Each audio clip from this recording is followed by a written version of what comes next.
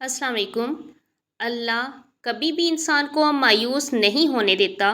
وہ اگر امید کا ایک دروازہ بند کرتا ہے تو اس کے بدلے 10 دروازے اور کھول دیتا ہے، لیکن ان دروازوں کو دیکھ وہی سکتا ہے جو اللہ پر یقین کرتا ہے۔ اور جانتے ہو یقین کیا ہے؟ تب بھی آگے بڑھنا جب زندگی تھکا کر گرا دے، تب بھی مسکرانا جب مسکرانے کی کوئی وجہ نہ ملے، اور کہنا تو راضی تو میں بھی راضی۔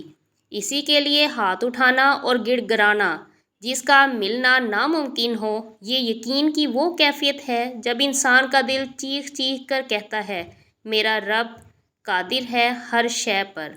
جب انسان یہ یقین کر لیتا ہے تو کیسے ہو سکتا ہے کہ پھر وہ دو جہانوں کا بادشاہ اسے اپنی طاقت کے جلووں سے محروم رکھے۔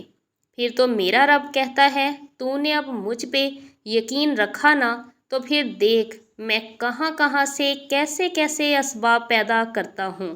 پھر وہ وہاں سے وسیلے بھیجتا ہے کہ انسان دیکھتا رہ جاتا ہے۔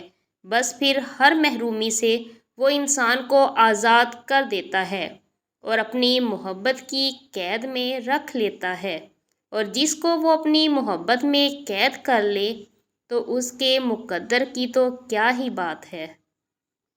جب وہ معجزے کرنے پہ آتا ہے تو مجال ہے کسی چیز کی جو رکاوٹ بنے۔ میرا رب تاک راتوں میں جلتا ہوا وہ چراغ ہے جس کے نور سے دو جہاں مہکتے ہیں۔ ہمیں تو صرف ڈرایا گیا، اپنے رب سے محبت کرنا کب سکھایا گیا؟ کسی کو پانے کی چاہت لے آتی ہے دعا تک ہمیں، ورنہ رب کی چاہت کو کب سمجھا ہم نے؟ ایسے لوگ بھی ہوا کرتے ہیں جن کی ہر چیز اتر جاتی ہے، کنگال ہو جاتے ہیں، لیکن زبان پر پھر بھی یہی بات ہوتی ہے اللہ پاک جو کرتا ہے بہتر کرتا ہے۔